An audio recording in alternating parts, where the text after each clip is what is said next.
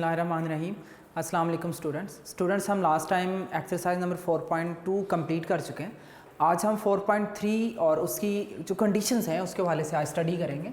तो हमने बेटा जब ये चैप्टर स्टार्ट किया था तो स्टार्ट में मैंने आपको बताया था टोटली ज्योमेट्री के हवाले से।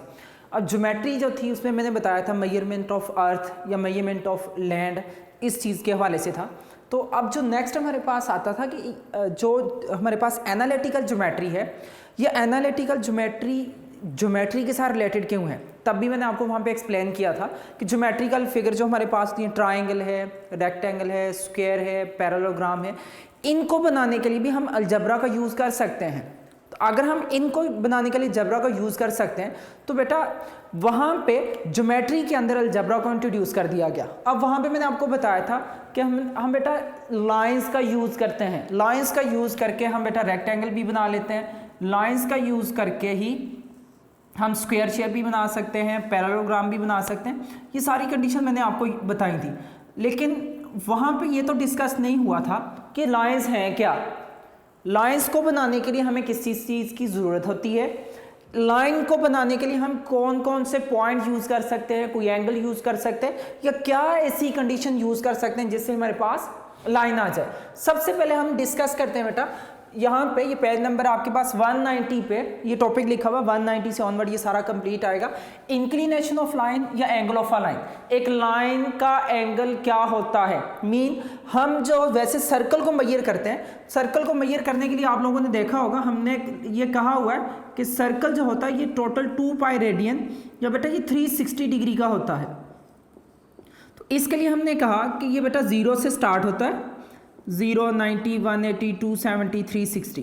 लेकिन एक लाइन के लिए हमारे पास क्या कंडीशन होती है उसको ज़रा देखिएगा। हम लाइन के लिए ये कहते हैं बेटा एन एंगल अल्फा, ये याद रखिएगा। इसके लिए बेटा हम अल्फा का ही यूज़ करेंगे। Measure in counter clockwise direction या anti clockwise direction from positive X axis to a line is called inclination of line. अब बेटा अगर इसको हम स्टार्ट करते हैं कहाँ से, फ्रॉम एक्स एक्सिस, तो इसका मीन ये 0 डिग्री से स्टार्ट होता है, 0 डिग्री इसमें शामिल होगा। टू अ लाइन, वो लाइन कहाँ तक हो सकती है बेटा, याद रखिएगा ये एंगल अल्फा 0 से लेकर 180 डिग्री से पीछे तक होता है, 180 डिग्री भी इसमें शामिल नहीं होता। अब ऐसी क्या रीज़न है कि हम 180 डिग्री को शामिल नहीं करते, ये याद रखिएगा बेटा। ये जो लाइन होती है हमारे पास ax plus B Y plus C is equal to 0, A B C तीनों रियल होते हैं, जबकि ए और बी दोनों इकट्ठे एट अ टाइम 0 नहीं हो सकते। लाइन के लिए हम ये देखते हैं बेटा कि वो दोनों साइड से इंक्रीज करती जाती है, वो दोनों साइड होती हैं उसके लिए, वो आगे को भी इंक्रीज कर सकती है, वो पीछे साइड पे भी इंक्रीज कर सकती है। फॉर एग्जाम्पल मैं इनके बेटा कलर बना लेता हूँ, दूसरी साइड को मैं कलर कर लेता हूँ। अगर फॉर एग्जाम्पल इस लाइन को हम रोटेट करना शुरू कर लें, जैसे इसकी रोटेशन होती जाएगी, ये रोटेट करते करते क्या करेगी बेटा, इसकी रोटेशन हो रही है, ये रोटेट करते करते परपेंडिकुलर हो जाएगी, मज़ीद ये रोटेट करते करते करते दोबारा से इस लाइन के ऊपर आ जाएगी। लेकिन जब ये लाइन के ऊपर आएगी तो क्या होगा, हम ये कह सकते हैं कि ये जो ब्लैक है ये इस साइड पे आ जाएगा और जो रेड है ये दूसरी तरफ चला जाएगा। लेकिन फ़र्क क्या पड़ा मुझे ये बताओ, मैंने पूरा रोटेट कर दिया न बेटा, फर्स्ट क्वाड्रेंट से हम सेकंड में चले गए, सेकंड से हम बेटा जब सेकंड पे हम उसकी 180 डिग्री के लिए आए तो वो दोबारा कहाँ पे आ गया, बेसिकली वो दोबारा 0 पे नहीं आ गया। इसी वजह से हम 180 को शामिल नहीं करते, हम 180 की जगह पे 0 लिख देते हैं, 0 तो पहले ही शामिल किया गया। 180 से पीछे तक के एंगल सारे शामिल होते हैं, क्वाड्रेंट 1 और क्वाड्रेंट 2 0 से स्टार्ट होके 180 के पीछे तक। रीज़न क्या है कि हम 180 को शामिल नहीं करते, मैंने कहा कि जब लाइन को रोटेट आप कर देते हैं तो रोटेशन के बाद वो दोबारा से उसी जगह पे आ जाता है, जैसे हम पहले 0 पे थे वही लाइन रोटेट होकर उसी जगह पे आ गई, पहले भी 0 पे अब भी 0 पे, वो बेटा कंडीशन नहीं रहती। तो अब लाइन के लिए ये बात याद रखिएगा कि हम बेटा इसकी कंडीशन को मेजर करने के लिए हम कहते हैं इसका स्टार्ट 0 डिग्री से होता है, 0, 90, इसके साथ बेटा हमारे पास आएगा 180 डिग्री, 270 डिग्री और 360 डिग्री। आप खुद इस चीज़ का अंदाज़ा लगाइएगा बेटा कि अगर मैं कहता हूँ ये जब लाइन मेरे पास हॉरिजॉन्टल थी, अब ये कहाँ पे लाई कर रही है, 0 डिग्री पे। आप इसकी रोटेशन शुरू कर लो। आप इसको रोटेट करते जा रहे हो बेटा, रोटेट करते करते करते फॉर एग्जांपल ये फर्स्ट क्वाड्रेंट में किसी पॉइंट पे आ गई, इसी तरह से ये रोटेट करते करते बेटा ये 90 डिग्री पे पहुंच गई। 90 और 270 देखो लाइन एक ही नहीं है, क्योंकि दोनों तरफ बेटा इंक्रीज कर रही है।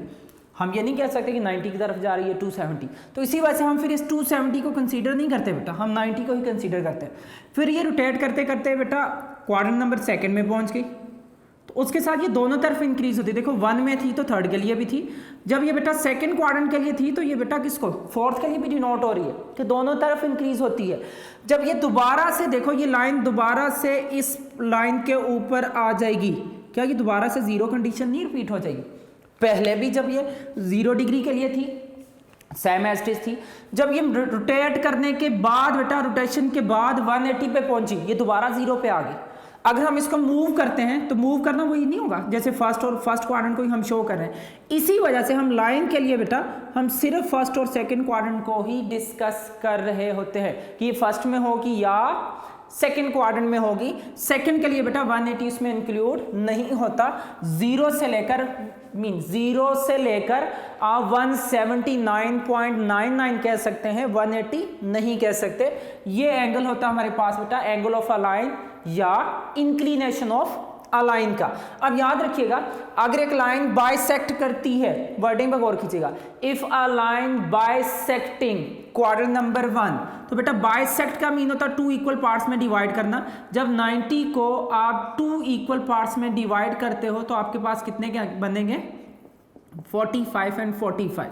तो इस टाइम के लिए वर्डिंग यूज होती है बेटा a line which bisecting quadrant 1 and 3, बात एक ही होती है बेटा। फिर सेकेंडली जब हम सेकंड क्वाड्रेंट के लिए आते हैं बेटा तो उसके लिए हम कहते हैं कि ये 90 और 180 को 2 इक्वल पार्ट्स, वही 45 होता है। लेकिन इसके लिए बेटा हम ये कहते हैं कि हमारे पास कहाँ से 0 to 90 के बीच में और ये 90 से 180 के बीच में ये लाइन कहीं पे लाइज कर रही होगी, तभी बेटा हम इसको फाइंड आउट कर रहे होते हैं। इसके बाद बेटा जो हमारे इसकी कंडीशन आती है, बस आप लोगों ने ये देखना कि लाइन क्या होती है। सेकेंड क्वाड्रेंट के लिए बाइसेक्टिंग सेकेंड एंड 4 क्वाड्रेंट, उसके लिए बेटा हम क्या करेंगे 90 + 45 हो जाएगा। 90 प्लस क्यों, ये सारे 45 है, हम पॉजिटिव एक्स एक्सिस से ही मेजर करते हैं, तो हमारे पास 90 + 45 तो 135 डिग्री होगा। टेंजेंट सेकंड क्वाड्रेंट में नेगेटिव होता है, वो माइनस साइन आ जाएगा, बाकी कोई फर्क नहीं पड़ेगा। इसकी डिटेल हम इंशाल्लाह चैप्टर में पढ़ेंगे। इसके साथ साथ बेटा अगर एक लाइन इस तरह से हो जाए बेटा कि वो हॉरिजॉन्टल हो जाए, horizontal mean parallel to X axis हो जाए, तो फिर हमारे पास क्या कंडीशन आती है। अगर वो लाइन एक्स एक्सिस के पैरेलल है तो बेटा हमें इसका पता है कि एक्स एक्सिस वाली लाइन जो है इस पे तो 0 डिग्री एंगल बनता है, तो तब इंक्लिनेशन ऑफ लाइन क्या होता है, एंगल ऑफ लाइन क्या होता है 0 डिग्री होता है। जितनी भी लाइन बेटा इसके लिए 2 वर्डिंग यूज होती हैं, 2 वर्डिंग क्या है, पैरेलल टू एक्स एक्सिस, या इसके लिए दूसरी क्या होती है परपेंडिकुलर टू वाई एक्सिस। एक लाइन जो एक्स एक्सिस के पैरेलल हो या वाई एक्सिस के ऊपर परपेंडिकुलर हो, उसका बेटा हमारे पास जो एंगल बनता है वो कितना होता है 0 डिग्री का, सेकंड नंबर पे। इसी तरह से अगर एक लाइन एक्स एक्सिस पे परपेंडिकुलर हो और वाई एक्सिस के पैरेलल हो, क्यों हम एंगल मेजर करते हैं from positive X axis, measurement of angle positive X axis से होगी। यहाँ पे हम 90 को काउंट नहीं करते बेटा, हम एक्स एक्सिस से देख लेते हैं, उसके पैरेलल था तो एंगल 0 डिग्री। जैसे vector parallel in same direction, ये डायरेक्शन सेम ही है बेटा, देख लो सेम डायरेक्शन में चल रहे हैं, इधर भी जाएं तो सेम डायरेक्शन ही है दोनों लाइंस की, तो इसी वजह से ये 0 डिग्री काउंट होता है। अगर एक line perpendicular to X axis, ये कौन सी लाइन है बेटा, परपेंडिकुलर टू एक्स एक्सिस, दूसरे नंबर पे पैरेलल टू वाई एक्सिस, तो उसका जो इंक्लिनेशन बन रहा होता है, उस इंक्लिनेशन को, उस एंगल को हम क्या नेम देते हैं, यहाँ पे एंगल अल्फा, या जो हमारे पास लाइन का एंगल बन रहा है, इंक्लिनेशन बन रहा है, वो कितना होगा 90 डिग्री होगा। ये परपेंडिकुलर लाइन होगी कि बेटा एमसीक्यू में पूछा जाता है if a line is parallel to X axis then inclination of line या angle of a line is, तो बेटा 0 डिग्री होगा। वर्डिंग पे गौर कीजिएगा।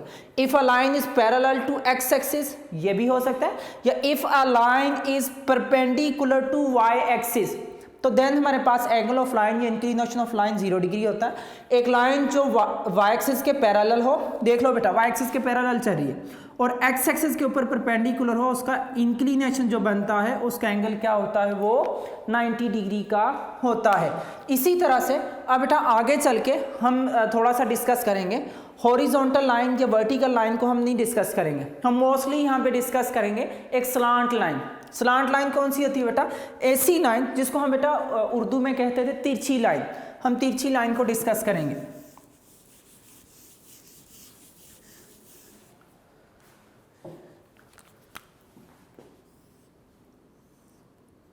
अब एक लाइन अगर बेटा एक्स एक्सिस वाई एक्सिस में, या तो वो फर्स्ट क्वाड्रेंट के लिए हो सकती है, चाहे वो ओरिजिन से पास करे ना करे, इससे कोई फर्क नहीं पड़ेगा बेटा कि ओरिजिन से पास कर रही थी, ओरिजिन से पास नहीं कर रही थी। इनफाइनाइट नंबर ऑफ लाइन इस प्लेन में हो सकती है, क्यों, हम पता है 0 से 180 तक होती है। फिर सेकेंड क्वाड्रेंट में भी वो बेटा इनफाइनाइट नंबर ऑफ लाइन हो सकती हैं, चाहे वो 1 हो, 2 हो, 4 हो, 10 हो, जितनी मर्जी हो, हम लाइन वहाँ से ड्रा कर सकते हैं। तो यहाँ से 2 तरह की तरतीब हमारे पास आती है। हम बेटा याद रखिएगा हमेशा, हम जैसे ये बोर्ड की तरफ है, हमारा जो स्टार्टिंग पॉइंट होगा, अगर उससे हम ऊपर की तरफ मूव कर रहे हैं, ये जो स्लांट लाइन बनती है, इससे हमें बेटा अगला स्टेप जो है, नेक्स्ट जो हम पढ़ेंगे उसके हवाले से थोड़ा सा बेटा पता चलना शुरू हो जाता है। इसको अगर हम देखें, एक स्लोप टाइप नहीं बन रही, हम इसको स्लोप का नाम नहीं दे सकते, ये एक स्लोप टाइप बन रही है। इसी तरह से हम इसके लिए यूज़ नहीं कर सकते कि ये एक स्लोप टाइप बन रही है, ये स्लोप सी बन रही है, जिसको हम स्लाइड उर्दू में कहते हैं, इंग्लिश में कहते हैं। बल्कि वो जो बेटा आप पार्क्स वगैरह में जाके, जब स्कूल में भी आते हो, वहाँ पे बेटा आप स्लाइड वगैरह जो छोटे बच्चे होते हैं देखते हो, वो ले रहे होते हैं। तो इसके लिए हमारे पास कॉन्सेप्ट आएगा, हम पढ़ चुके हैं कि जो टेंजेंट होता है, ये फर्स्ट क्वाड्रेंट में क्या होता है, पॉजिटिव, और जो टेंजेंट होता है ये सेकेंड क्वाड्रेंट में क्या होता है, नेगेटिव।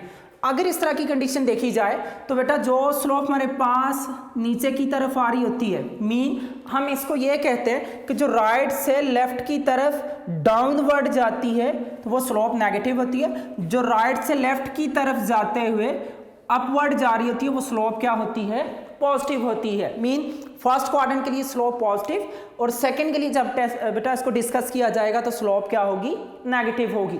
अब स्लोप का ताल्लुक किस चीज़ से होता है, इसको हम इंशाल्लाह डिस्कस करते हैं। उसी से आगे बेटा ये लाइन की इक्वेशंस वगैरह सारा कुछ डिस्कस होगा। इसको 2 तरह की वर्डिंग दी जाती है बेटा, हम इसको नाम देते हैं स्लोप या ग्रेडियंट्स ऑफ अ लाइन। एक लाइन की स्लोप क्या होती है, ये एक लाइन की के लिए ग्रेडियंट क्या होता है, वर्ड एक ही बोला जाता है बेटा। ये पेज नंबर 191 पे स्लोप के लिए हम बेटा जो बेसिकली यूज़ कर रहे होते हैं, अब उस तरतीब को देखिएगा। फॉर एग्जांपल एक मैं आपके लिए बेटा यहाँ पे एक रफ सी डायग्राम बना लेता हूँ, आपको नज़र आ रही है। अब इसके लिए ज़रा तरतीब देखिएगा, ये 1 है, इस पॉइंट से लेकर इस तक आप ये कह सकते हैं A से B 1। जब B से C जा रहे हैं तो बेटा हम अपवर्ड जा रहे हैं, ऊपर जा रहे हैं, तो ऊपर जाते हुए इसकी स्लोप पॉजिटिव होती है।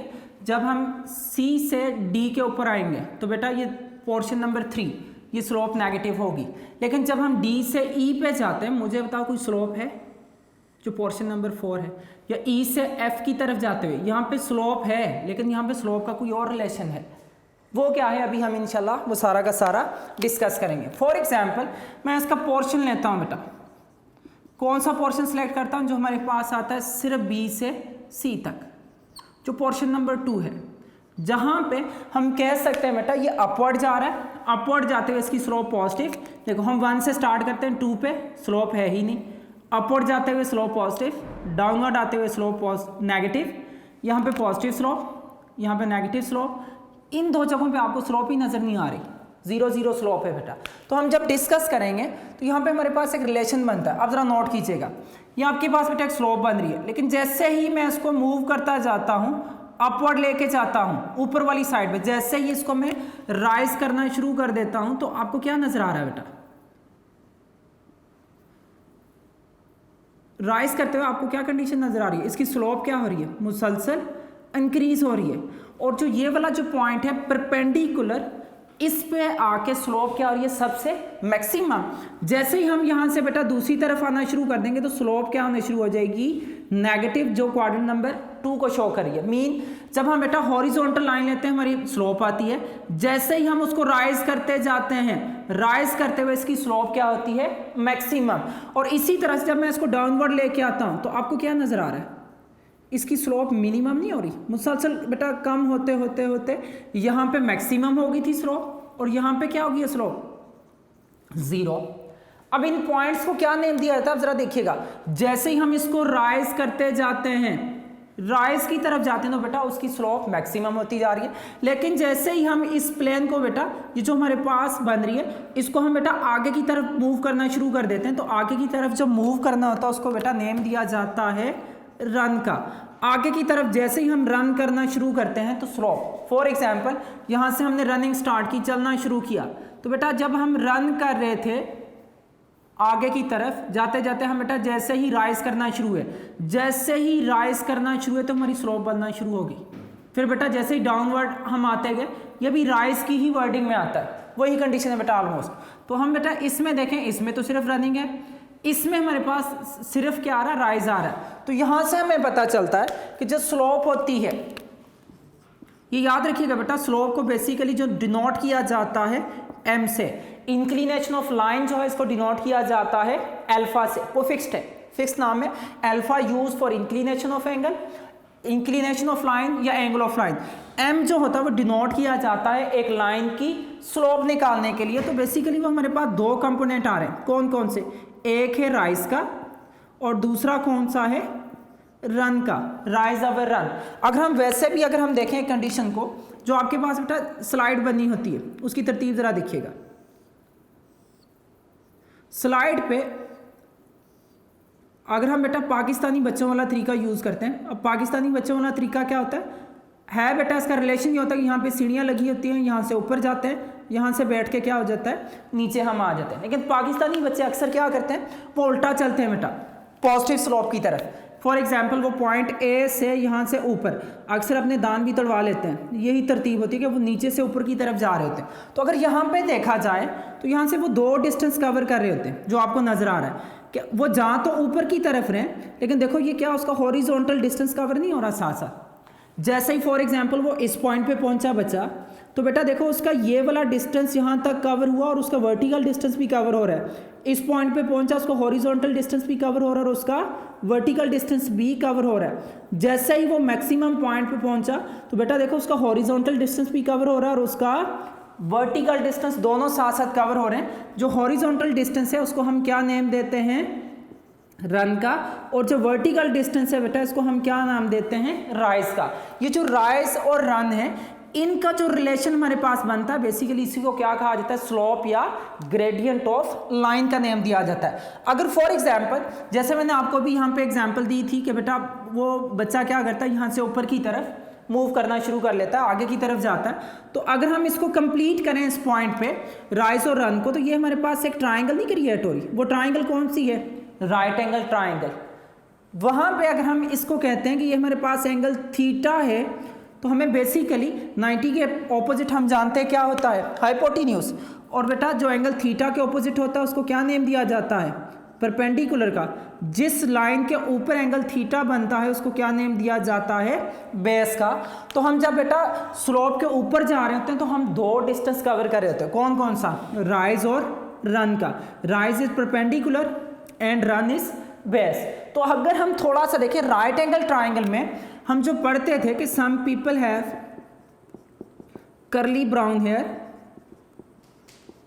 थ्रू प्रॉपर ब्रशिंग, तो इनमें से आप देखो परपेंडिकुलर, हाइपोटेन्यूज नहीं पता बेटा, बेस और हाइपोटेन्यूज नहीं पता, तो हमें किसकी कंडीशन मिल रही है, टेंजेंट की।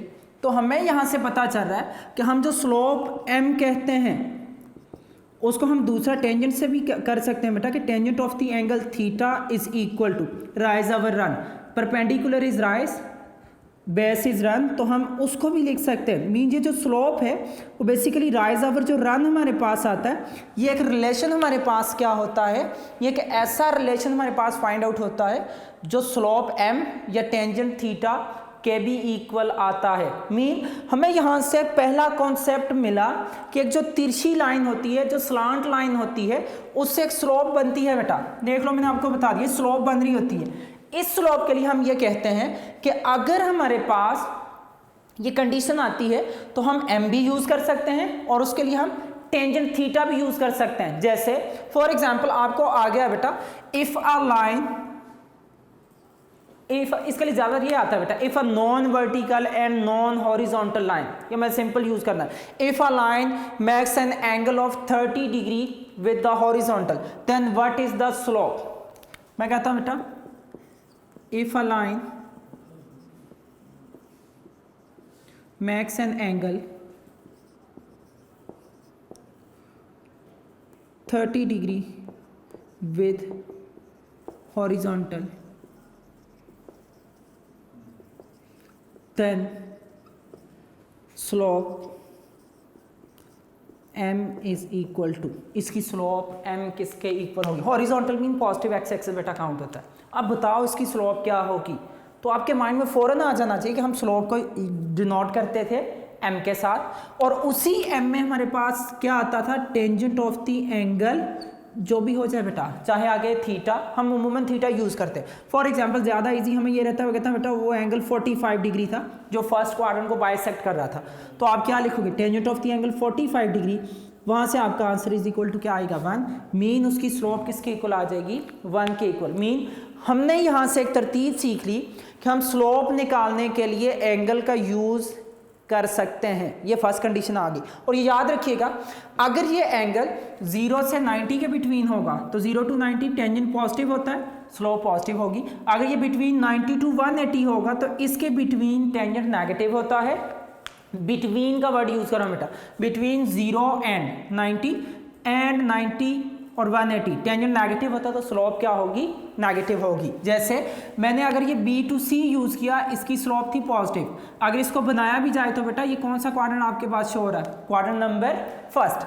अगर इस पर मैं एक्स एक्सिस वाई एक्सिस बनाता हूँ तो ये आपको क्या शो हो रहा है, क्वाड्रेंट नंबर सेकंड। इसकी स्लोप क्या होगी, नेगेटिव होगी, जो बेसिकली बताती है 90 डिग्री टू 180 डिग्री को। ठीक हो गया, ये फर्स्ट हमने पढ़ लिया कि स्लोप राइज ओवर रन होता है, उसके लिए हम टेंजेंट थीटा भी यूज कर सकते हैं। ये आपके पास बेटा पेज नंबर 191 पे लिखा है कि स्लोप या ग्रेडियंट ऑफ लाइन क्या है। इसके लिए बेटा आप लोग जो यूज करते हो उसके लिए कि हमारे पास m is equal to rise over run, जो y ओवर x होता है, जिसको टेंजेंट अल्फा भी लिखा जाता है। इसके नीचे लिखा है कि अगर आपके पास ये स्लोप 0 to 90 के बीच में एंगल होगा तो ये स्लोप पॉजिटिव होगी। अगर बेटा ये 90 to 180 के बिटवीन होगा तो ये स्लोप क्या होगी, नेगेटिव होगी। सेकेंड नंबर पे हमें बेटा अगर 2 पॉइंट्स दिए हों, हम उन पॉइंट्स को यूज करके किस तरह से स्लोप फाइंड आउट करते हैं, अब जरा नोट कीजिएगा बेटा। हमने पढ़ लिया कि m इज इक्वल टू क्या होता है, tangent of the angle theta, जो किसके इक्वल होता है, राइज ओवर रन। अब जरा तरतीब देखिएगा, a से b तक बेटा देखो, पोर्शन नंबर 1 आप क्या कह सकते हो, फर्स्ट पोर्शन के लिए m of A B, slope of A B किसके इक्वल होगी, जरा नोट कीजिएगा। यहाँ पे एंगल तो नहीं बन रहा, लेकिन हम कह सकते हैं कि यहाँ पे रन वाला पोर्शन तो है, यहाँ से रन किया जा रहा है, राइज वाला पोर्शन क्या है, राइज वाला पोर्शन 0 है, तो बेटा तभी हॉरिजॉन्टली स्लोप क्या होगी, 0 होगी। हम ये भी कह सकते हैं बेटा ये एंगल 0 डिग्री का बनता है, तो अगर अल्फा 0 तो टेंजेंट 0 पे 0 होता है, तब उसका आंसर क्या आ जाएगा। इस टाइम जो बेटा एंगल अल्फा बन रहा था वो 0 डिग्री होता है हॉरिजॉन्टल लाइन के साथ। सेकंड, अगर आप बेटा स्लोप फाइंड आउट करते हो किसकी, B to C, वो किसकी इक्वल है, राइज ओवर रन, तो बेटा राइज ओवर रन की बजाय अगर हम एक राइट एंगल ट्राइंगल यहाँ पे क्रिएट करें तो हमारे पास ये tangent of the angle theta, तो आपके पास बनेगा फर्स्ट क्वाड्रेंट। इसके लिए आपके पास स्लोप क्या होगी, जब आप नीचे से ऊपर जाएंगे तो स्लोप पॉजिटिव होगी। थर्ड के लिए बेटा जब आप C to D की तरफ आते हो तो C से D जो आपके पास पोर्शन है उसमें आपके पास देखो बेटा सेकंड क्वाड्रेंट बन रहा है, ये स्लोप डाउनवर्ड जा रही है नीचे की तरफ, आप बड़े पॉइंट से छोटे पॉइंट की तरफ जा रहे हो तो यहाँ पे स्लोप क्या होगी, नेगेटिव होगी। जो इसके बाद हमारे पास पोर्शन नंबर हमारे पास 4 बन रहा है बेटा, वो हॉरिजॉन्टल है, जो हमें डी से ई को शो कर रहा है। वहां पे अगर हम देखें बेटा, आप लिख भी सकते हैं tangent theta is equal to rise over run, rise 0 है, सिर्फ रन का पोर्शन है उसमें भी 0 डिग्री होगा। ये सेम ये शो करता है कि यहाँ पे बनने वाला एंगल क्या होगा, horizontal line angle is 0 degree, तो टेंजेंट 0 पे 0 बेटा 0 हो जाएगा। वर्टिकली जाएंगे तो पॉजिटिव स्लोप, अगर डाउनवर्ड आएंगे तो बेटा स्लोप क्या होगी, नेगेटिव होगी। इसी तरह से लास्ट वाला जो हमारे पास पोर्शन आ रहा है बेटा, स्लोप ऑफ E2, ये M स्लोप को शो करता है बेटा, E से लेकर F तक, वहाँ पे आपको क्या शो हो रहा है, जरा नोट कीजिएगा, is equal to tangent theta. आप देख रहे हो बेटा यहाँ पे राइज वाला कंपोनेंट मैक्सिमम है, वो मैक्सिमम राइज कर रहा है, लेकिन जो हमारे पास रन वाला कंपोनेंट है वो क्या हो गया, 0। तो अगर किसी चीज़ को 0 से डिवाइड किया जाए तो आंसर क्या आ जाता है आपके पास, इन्फिनिट आ जाता है। तो अगर ये इन्फिनिट आता तो हम ये कह सकते हैं, अगर हॉरिजॉन्टल के लिए 0 डिग्री बन रहा था तो बेटा टेंजेंट, हमने बार बार इसको डिस्कस किया, टेंजेंट अनडिफाइंड कहाँ पे होता है, टेंजेंट 90 डिग्री पे क्या होता है, इन्फिनिटी। तो हम लिख सकते हैं 90 degree is equal to tangent inverse infinity. तो यहाँ पे इसको π/2 भी लिखा जा सकता है कि जब हमारे पास स्लोप अनडिफाइन होगी उस टाइम जो एंगल थीटा बनेगा वो किसके इक्वल होगा, π/2 के इक्वल आएगा। देखो इसी पोर्शन को हम यूज़ करके हम यहाँ से निकाल सकते हैं कि कहाँ पे स्लोप 0 होगी, हॉरिजॉन्टली स्लोप 0, एंगल 0 डिग्री हो जाएगा, वर्टिकली पॉजिटिव, डाउनवर्ड आते हैं स्लोप नेगेटिव, हॉरिजॉन्टल पे स्लोप 0। जब हम वर्टिकली जाएंगे बेटा वहाँ पे हमारे पास राइज वाला कंपोनेंट है लेकिन रन वाला कंपोनेंट 0 हो गया, स्लोप अनडिफाइन। और स्लोप अनडिफाइन तब होती है बेटा जब हमारे पास क्या कंडीशन बन जाए, जब हमारे पास बेटा एंगल 90 डिग्री आ जाए या π/2 के इक्वल आ जाए। इसी तरह से याद रखो, जो हमारे पास A से B है, इसी तरह से आप अगर आगे चलते जाओ, इसको B को D के साथ ज्वाइन कर लो, D को E के साथ। अगर हम कहें ये एक लाइन के ऊपर नहीं बन रहे, A से B, चलो मैं इस पोर्शन को कंसीडर ही नहीं कर रहा, A से B को देखो, फिर D से E को देखो, ये एक लाइन के ऊपर नहीं आ रहे। जो एक लाइन के ऊपर आ रही होती हैं उनको क्या नेम दिया जाता है, ऐसे point mean 3 or more than 3 points lies on the। For example मैं आपको कहता हूँ ये D से E की स्लोप क्या होगी, D से E के लिए बेटा आपको जो नजर आ रहा है इसमें भी सेम कंडीशन है, MD से E बेटा राइज वाला कंपोनेंट 0, रन वाला कंपोनेंट है, तब भी स्लोप क्या होगी, 0 हो जाएगी। इसमें भी एंगल अल्फा 0 डिग्री होगा। मीन आप देखो A से B स्लोप 0, B से D, जो B से D है उसकी भी स्लोप 0, D से E उसकी स्लोप भी क्या आ रही है, 0। मीन हम ये कह सकते हैं कि जब हमें पॉइंट्स 3 दिए हों या 3 से ज़्यादा, 3 or more than 3 points lies on the same straight line, then their slope is 0, उनकी स्लोप 0 होती है।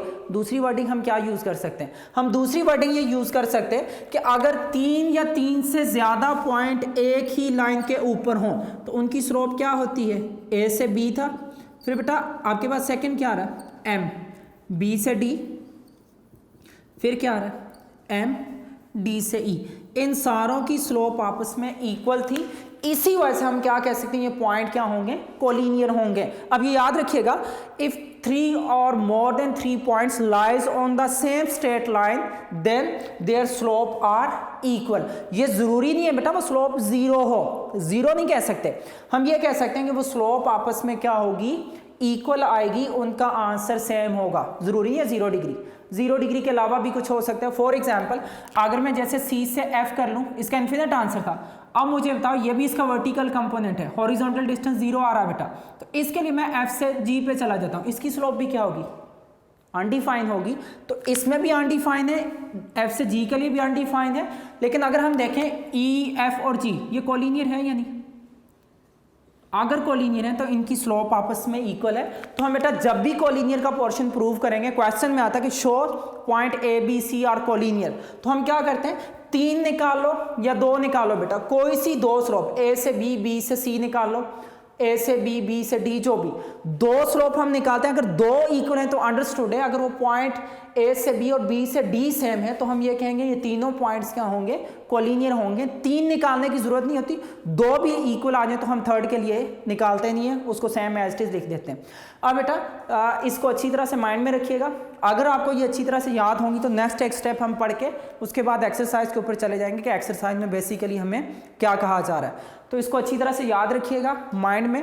अब जो इसकी एंड में मैं आपको बताऊंगा कि जस्ट हमने फार्मूलाज यूज़ करने, ये सिर्फ कॉन्सेप्ट की हद तक था, यूज़ क्या होना है वो हम इंशाल्लाह एक्सरसाइज में पढ़ भी लेंगे, उससे पहले मैं आपको एक्सप्लेन कर लूँगा। बेटा ये आज का हमारा लेक्चर था, नेक्स्ट लेक्चर में इंशाल्लाह आपसे मुलाकात होगी। तब तक के लिए अल्लाह हाफिज़, अस्सलाम वालेकुम रहमतुल्लाहि व बरकातुहू।